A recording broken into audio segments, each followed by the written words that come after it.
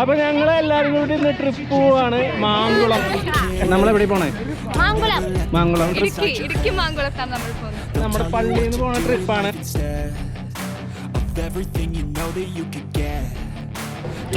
നമുക്ക് പോവാനുള്ള വണ്ടി എത്തിക്കഴിഞ്ഞു. My past is filled with things I won't forget.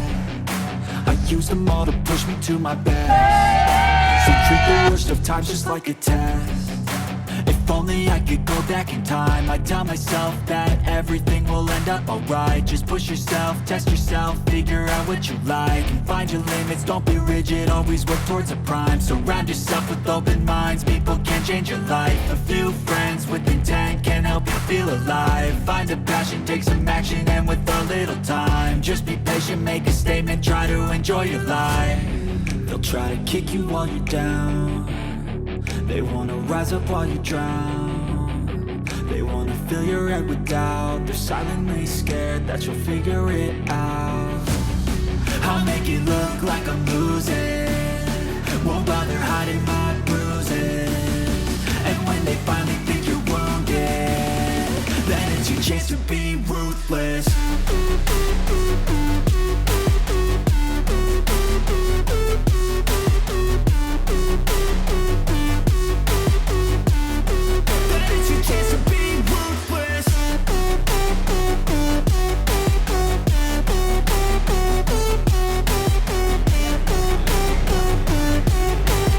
ഇനി നമ്മൾ ക്യാമ്പ് ഫയർ ലൊക്കേഷനിലേക്കുള്ള യാത്രയിലാണ്. യാത്രയിൽ ഫുഡടി പരിപാടികളൊക്കെ കഴിഞ്ഞിട്ടുണ്ട്. ഈ വീട്ടിലാണ് താമസിക്കുന്നത്. കണ്ണ് കാണാത്തടത്ത് കൂളിംഗ് ഗ്ലാസ് വെച്ച് മറ്റൊരുത്തൻ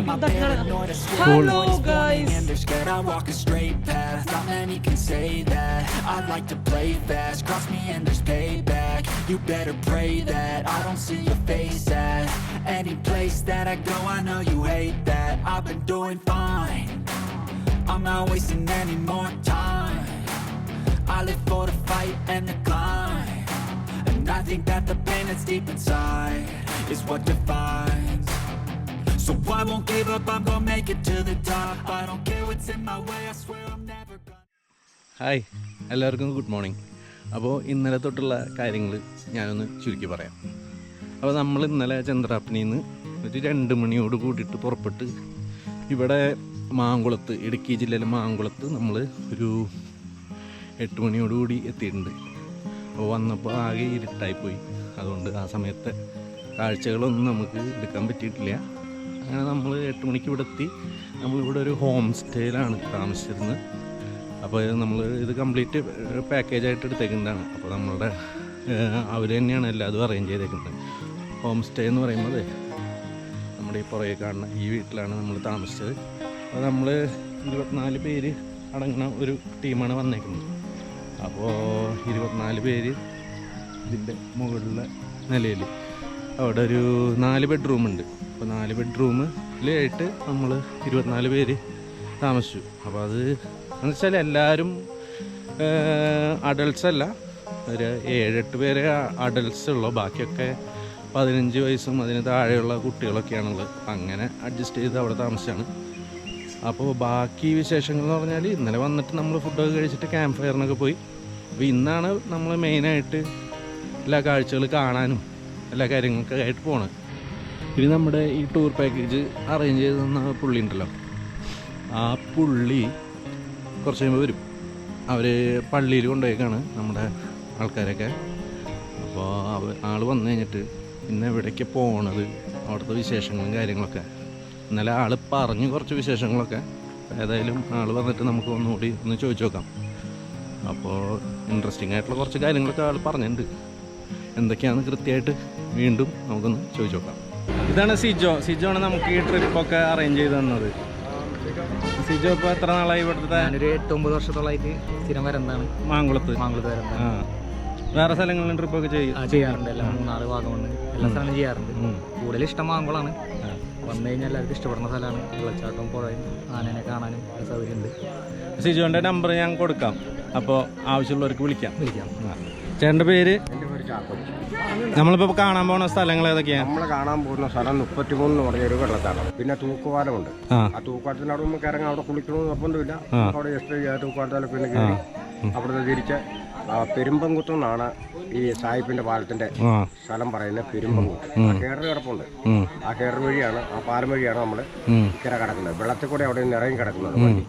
വെള്ളത്തിൽ കൂടെ തന്നെ വെള്ളത്തിൽ കൂടെ പോകുന്നില്ല വഴി. അവിടുന്ന് തിരിച്ച് നമ്മള് കുവൈറ്റ് സിറ്റി എന്ന് പറയുന്ന സ്ഥലമുണ്ട്. ആ സ്ഥലത്ത് വന്നിട്ട് കോഴികളെ എന്ന് പറഞ്ഞൊരു ആദിവാസി കുടിയിൽ കൂടെ കാട്ടിക്കൂടെ നമ്മൾ 1.5 മണിക്കൂർ കാട്ടിക്കൂടെ തന്നെ യാത്ര. അത് കഴിഞ്ഞ് ഒന്നാം ഫ്ലോട്ട് എന്ന് പറയുന്ന സ്ഥലത്തിറങ്ങും, തിരിച്ചിറങ്ങും. ആന വെള്ളം കുടിക്കുന്ന സ്ഥലത്ത്. ആന വെള്ളം കുടിക്കുന്നതിന് അവിടെ ഒരു പ്രത്യേകത എന്ന് വെച്ചാൽ നമ്മുടെ ഒരു അരയപ്പം ആയിട്ടുള്ളൂ വെള്ളം. അപ്പോൾ അവിടെ ഒരു കുറച്ച് സ്ഥലങ്ങളിൽ ഈ അടിയിൽ നിന്ന് ഉറവ നേരെ മുകളിലോട്ട് പൊങ്ങുന്നുണ്ട്. ആ ഉറവ് പൊങ്ങുന്ന തുമ്പിക്കൈ വെച്ച് ആ വെള്ളം മാത്രമേ വലിച്ചെടുക്കൂ.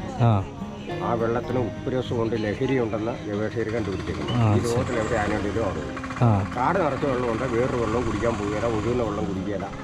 ഈ പൊങ്ങി വരുന്ന വെള്ളം മാത്രമേ കുടിക്കൂ. ഞങ്ങൾ 80 ആന വരെ അവിടെ എണ്ണിയിട്ടുണ്ട്, കണ്ടിട്ടുണ്ടല്ലോ. അവിടുന്ന് പിന്നെ പോയാൽ വല്യപാറക്കുട്ടി എന്ന് പറഞ്ഞ് ഈ മാങ്കുളത്തെ പുഴ എല്ലാം കൂടെ കൂടുന്നൊരു സ്ഥലമുണ്ട് വല്യപാറക്കുട്ടി. ഒരു 1/2 കിലോമീറ്റർ ചുറ്റോളം മൊത്തം പുഴയാണ്. അവിടുന്ന് പിന്നെ ഈ ആറെല്ലാം കൂടി ഒരുമിച്ച് കൂടും. ഒരുമിച്ച് കൂടിയിട്ട് പിന്നെ പോകുന്നത് പൂയംകുട്ടി, കുട്ടമ്പഴ, തട്ടാക്കാട്, ഇടപലയാറ്, പൂത്താങ്കര.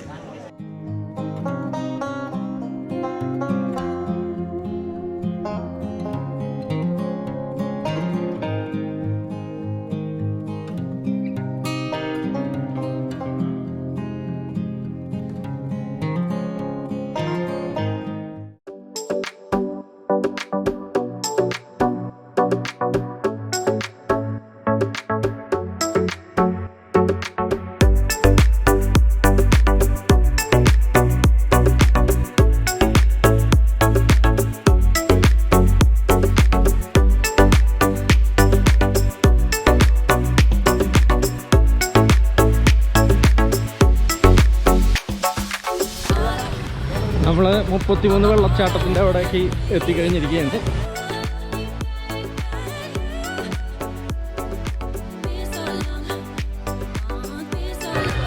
നമ്മുടെ ആൾക്കാരൊക്കെ അവിടെയൊക്കെ ഉണ്ട്. ഞങ്ങൾ കുറച്ച് പേരൊന്ന് മേലേക്ക് കയറി നോക്കാണ്.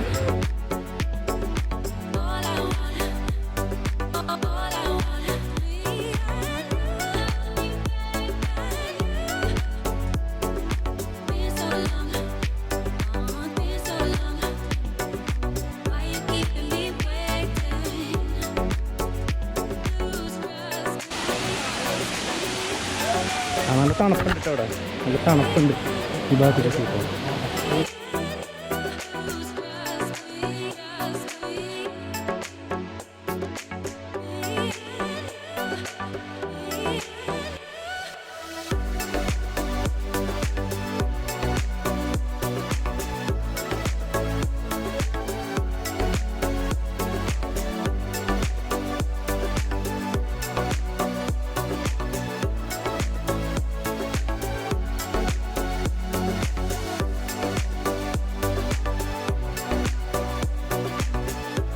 ഇനി എങ്ങനെ താഴെ പോവും?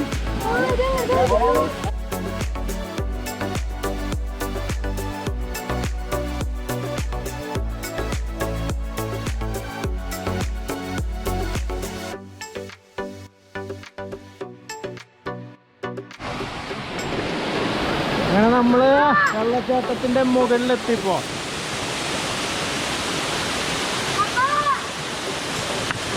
നമ്മളവിടെ നിന്ന് കണ്ട ഏറ്റവും പൊക്കം ആ ഭാഗം വരെ എത്തിയിട്ടുണ്ട്. നമ്മുടെ ക്യാമറയിൽ ബാറ്ററി ഏതാണ്ട് തീരാറായിട്ടുണ്ട് കേട്ടോ. അതുകൊണ്ട് ഇത് ഓടുന്നത്ര ഓടും.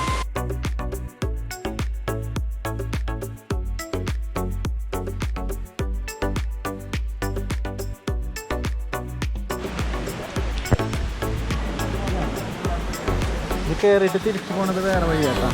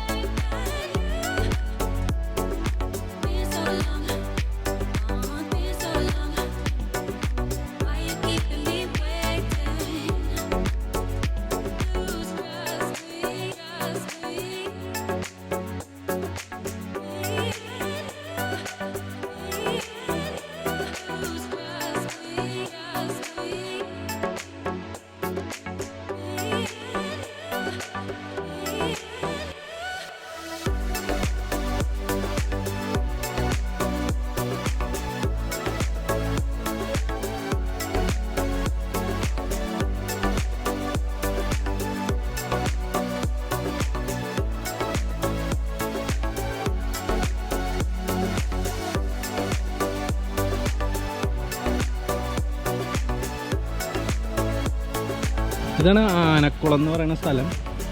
ഇവിടെ ഇവർ പറഞ്ഞതനുസരിച്ച് ഇവർ 50 ആനകളെ വരെ കണ്ടിട്ടുണ്ട്. ഒറ്റ ഷോട്ടിൽ 50 ആനകൾ. അപ്പോൾ അത് വരുന്ന സ്ഥലം ഇവിടെയാണ്. ഇതിൻ്റെ ഒരു ചരിത്രം അവർ പറഞ്ഞത്, ഇവിടെ ഒരു കൊമള പൊന്തി വരുന്ന പോലത്തെ ഒരു വെള്ളമുണ്ട്. അത് നമുക്ക് കാണാൻ പറ്റും. ഇപ്പോൾ ഞാൻ കണ്ടില്ല, പോയി നോക്കണം.